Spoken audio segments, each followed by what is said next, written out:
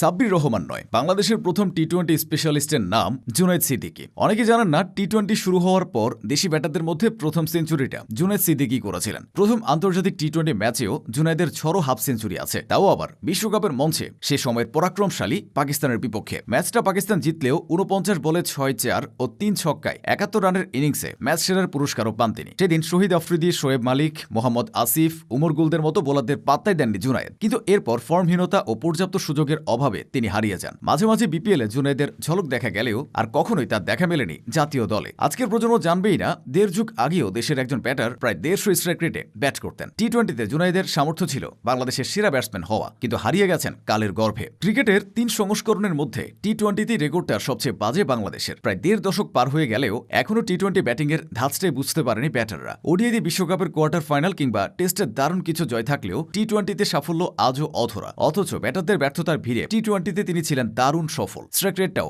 ঈর্ষণীয় ১৪৭। তবে খেলার সুযোগ পেয়েছেন মোটে ৭ ম্যাচ। বাংলাদেশের অদ্ভুতরে ক্রিকেট সংস্কৃতির ভিড়ে আর দলে ফিরতে পারেননি। ২০০৬-৭ মৌসুমে বাংলাদেশে প্রথমবারের মতো টি-20 টুর্নামেন্ট আয়োজন করা হয়। সেই আসরে ঢাকা মোহামেডানের হয়ে খেলেছিলেন জুনায়েদ সিদ্দিকী। তার ব্যাটে ভর করে সেবার শিরোপা জিতেছিল ঢাকার ঐতিহ্যবাহী দলটি। সেই আসরে লিগ পর্বে ধানমন্ডি ক্রিকেট স্টেডিয়ামে সোনারগাঁ ক্রিকেটার্সের বিপক্ষে ১০টি ছক্কায় দুর্দান্ত এক সেঞ্চুরি হাঁকিয়েছিলেন জুনায়েদ। এরপর ২০০৭ টি-20 বিশ্বকাপের স্কোয়াডে তার নামটা যুক্ত করা হয়। সে বিশ্বকাপে অভিষেকের সময় জুনায়েদের বয়সটা ২০-এরও কম ছিল। বিশ্বকাপে দারুণ পারফর্ম করার সুবাদে 3 মাস পরেই নিউজিল্যান্ডগামী বাংলাদেশ টেস্ট দলে জায়গা পান তিনি। সেখানেও টেস্ট অভিষেকে 50 হাঁকিয়ে জানান দেন হারিয়ে যেতে আসেননি। ডানে ডিনে সেদিন কিউই পেসারদের সামলে খেলেছিলেন ৭৪ রানের ছলমলে এক ইনিংস। পরের বছর কিউইরা বাংলাদেশ সফরে এলে আরও একবার জয়ের নায়ক তিনি। তার ৮৫ রানে ভর করে একদিনের ক্রিকেটে নিজেদের ইতিহাসে প্রথমবারের মতো নিউজিল্যান্ডের বিপক্ষে ম্যাচ জেতার স্বাদ পায় বাংলাদেশ। জুনায়েদের ব্যাটিংয়ের সবচেয়ে দারুণ দিকটি হল তিনি ছিলেন আগ্রাসী মানসিকতার। অন্য প্রান্তে যিনি বল করুন তিনি ছিলেন অবিচল। ২০০৯ টি-20 বিশ্বকাপে মাত্র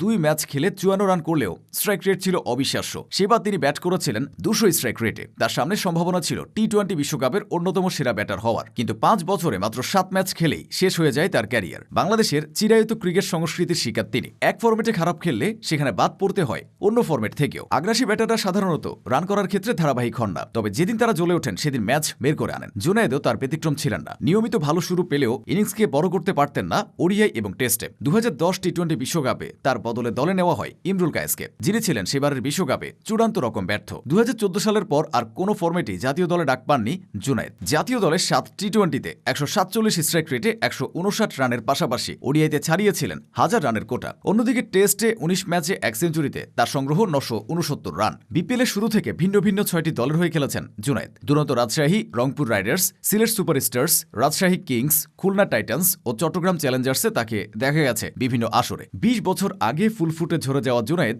আক্ষেপ হয়ে থাকবেন দেশের ক্রিকেটে।